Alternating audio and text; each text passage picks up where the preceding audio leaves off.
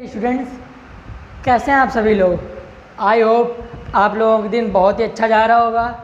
बरसात के दिन चल रहे हैं, बरसात के दिन ना भी चल रहे हो तो बरसात इतनी अच्छी खासी चल रही है कि सभी का मन होता है कि आराम से पड़े पड़े खाते पीते रहें। तो ये दिन पड़े पड़े खाने वाला नहीं है, उस दिन को त्याग दो। यदि आप बिस्तर से दिन ज़िंदगी में सफल होना चाहते हो तो बिस्तर से प्रेम करना छोड़ दो, और जिस दिन आपने बिस्तर से प्रेम करना छोड़ दिया उस दिन आपकी सफलता निश्चित है।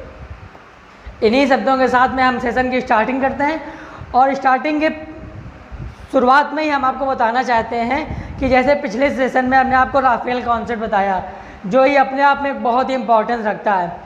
राफेल कॉन्सेप्ट के बाद हम आपके लिए लेकर के आए प्रोनाउन में सब इम्पॉर्टेंट रूल्स ऑफ प्रोनाउन।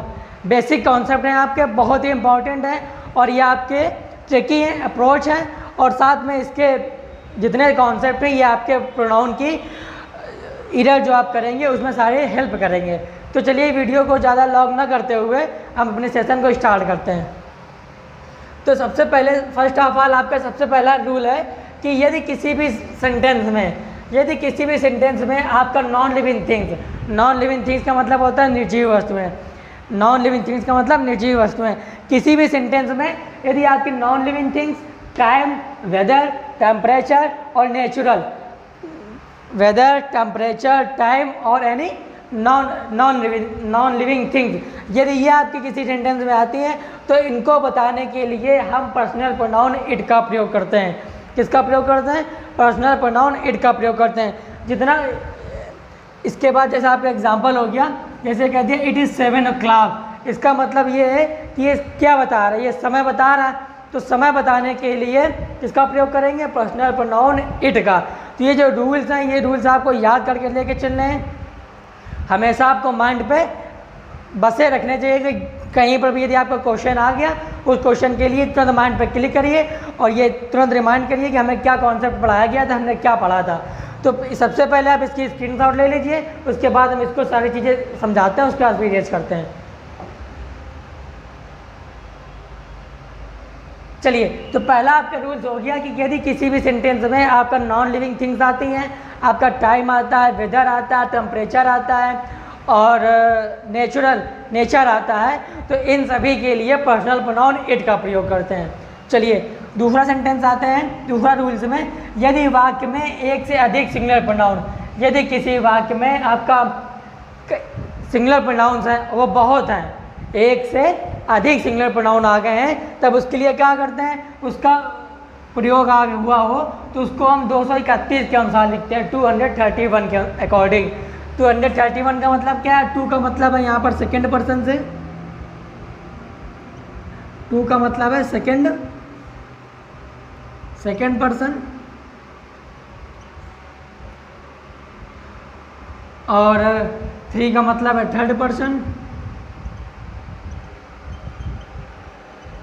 और फर्स्ट का मतलब फर्स्ट पर्सन। तो देखिए, यदि किसी भी वाक्य में एक से अधिक सिंगुलर प्रोनाउन आता है, आई, ही, सी, यू, इस तरह से आ जाए, 4-5 प्रोनाउन अगर एक साथ आ जाए वो भी सिंगुलर हो, तब क्या करेंगे? उसको हम 231 के अकॉर्डिंग लिखते हैं। कैसे लिखते हैं? जैसे सेकेंड पर्सन आपका क्या होता है इसमें देखिए, जैसे आपका एग्जाम्पल है, एग्जाम्पल आपका you, he and I. You, he and I R good friends.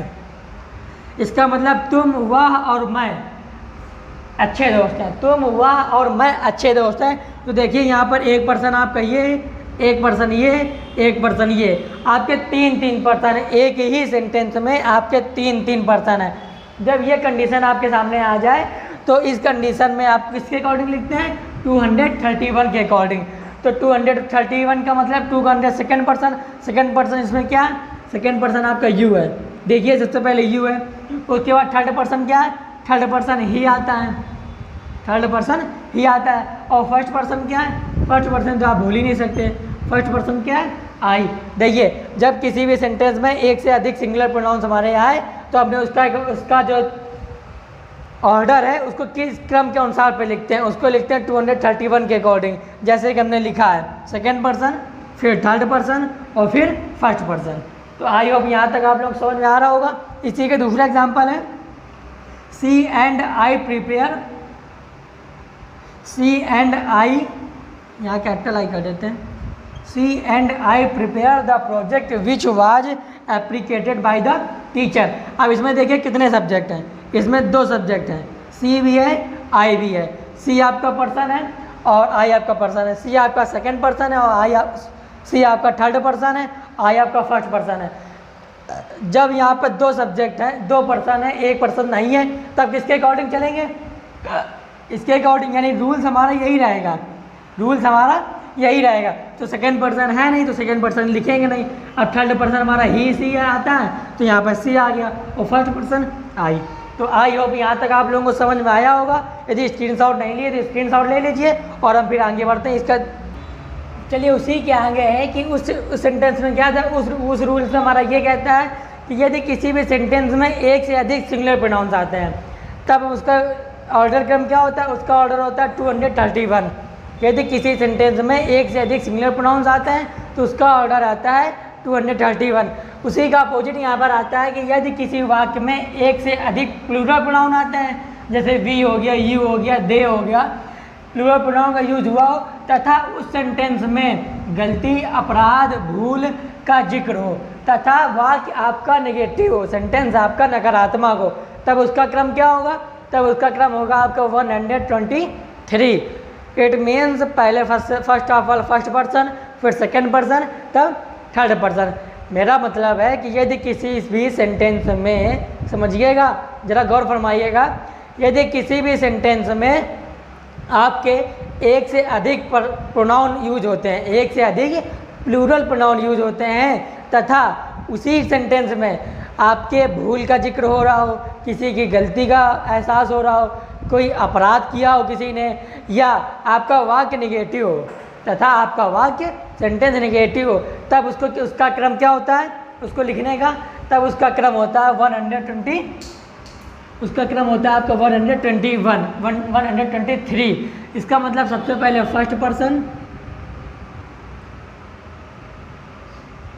Person, फिर सेकंड और लास्ट में थर्ड। ये आपका क्रम होता है। कब? जब ये आपका ये रूल्स अप्लाई करेगा, किसी भी सेंटेंस में गलती हो, अपराध हो, भूल हो, जिक्र हो तथा वाक्य आपका सेंटेंस हो तथा उसी सेंटेंस में एक से अधिक प्लूरल प्रोनाउन होने चाहिए। तो यहाँ पे देखिए ये आपका एक प्लूरल प्रोनाउन, ये है प्लूरल कहाँ, एक से अधिक प्रोनाउन होने चाहिए। तो ये देखिए वी है आपका, इस तरह से एक से अधिक प्रोनाउन है, एक से अधिक प्रोनाउन है आपके। तब इसमें क्या करेंगे? इसमें सबसे पहले क्या करेंगे? First person. तब क्या इसमें आएगा? सबसे पहले फर्स्ट पर्सन, इसके बाद सेकंड पर्सन। सेकंड पर्सन इसमें क्या है? शी। इसमें सेकंड पर्सन क्या है? एस। सेकंड पर्सन तो आपका वी है, सेकंड पर्सन आपका क्या है? वी है। और सी क्या है आपका? सी आपका थर्ड पर्सन है। ये देखिए, और इसमें क्या रहा? I, V and C killed a bird. हमने, मैंने और तुमने या उसने मिल करके एक पक्षियों को मारा। तो पक्षियों का मारने से यहाँ पे अर्थ ये समझ में आ रहा है कि हमने एक अपराध किया है। तो अपराध की जानकारी मिल रही है यहाँ पे। तो उसका ऑर्डर क्रम क्या होगा? ऐसा नहीं है कि किसी भी सेंटेंस में मतलब प्लूरल प्रोनाउन नहीं होना चाहिए, क्योंकि यहाँ पर आई क्या होता है? आई आपका सिंगुलर होता है, आई आपका सिंगुलर होता है। अब केवल ये पूरा रूल्स अप्लाई करना चाहिए, ये नहीं कि केवल आप ये लेके चलते कि यदि किसी वाक्य में एक से अधिक प्लूरल प्रोनाउन है, कहोगे सर जी तो इसमें प्लूरल प्रोनाउन तो एक ही है, इसमें प्लूरल प्रोनाउन तो एक ही है। तो ये ना समझिएगा, पूरा सेंटेंस के अर्थ को समझिए। और उसमें क्या कह रहा है? तथा उसी सेंटेंस में गलती, अपराध या भूल का जिक्र होना चाहिए। देखिए इसमें गलती, अपराध हो रहा है, इसमें चिड़िया को मारने का अपराध हो रहा है।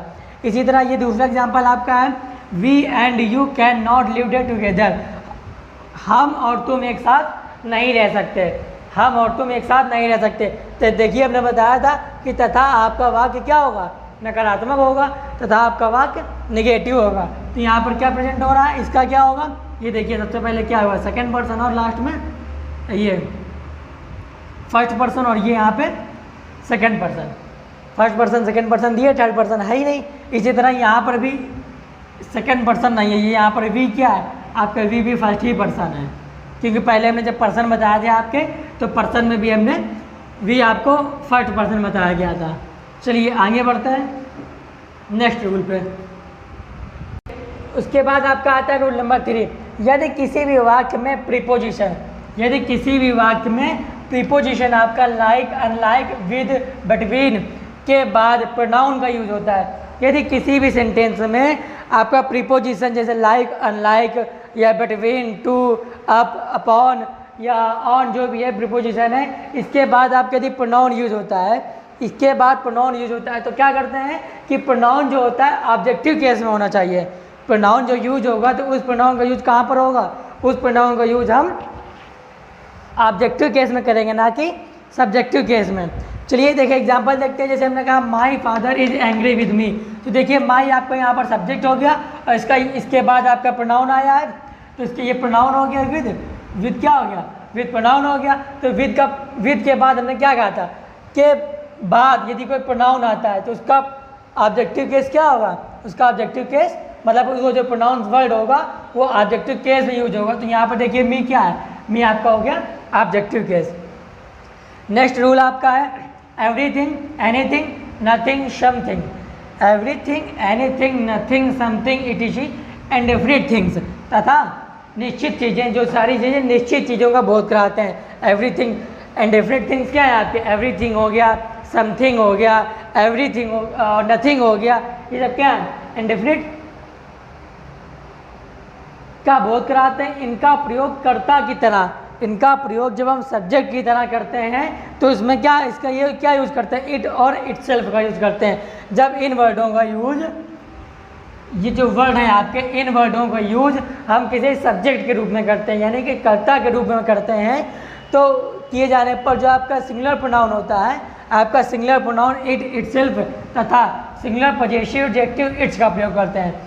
यदि आपका सब्जेक्ट में ये वर्ड आते हैं एवरीथिंग, एनीथिंग, नथिंग, समथिंग, तो ये वर्ड आते हैं तो ये वर्ड क्या होते हैं, ये वर्ड आपका निश्चितता बोध करते हैं, एक निश्चिति का बोध कराते हैं। तो इनका प्रयोग कर्ता के तरह किए जाने पर सिंगुलर प्रोनाउन इट, इटसेल्फ का, सिंगुलर प्रोनाउन इट, इटसेल्फ का तथा सिंगुलर पॉजेसिव एडजेक्टिव जहाँ पर अधिकार बताता है उसका इट्स का प्रयोग करते हैं। जैसे इसका एग्जांपल हो गया एवरीथिंग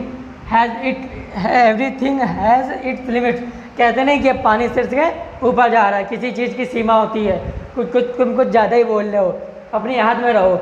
उसका मतलब यही है कि सभी चीज़ की एक लिमिट होती है। कह रहा है एवरीथिंग हैज़ इट्स लिमिट। दूसरा आपका एग्जांपल हो गया something is there so it should be searched. मतलब यहाँ कुछ तो ऐसा है जो सर्च किया जा सकता है। चलिए आता है नेक्स्ट रूल पे,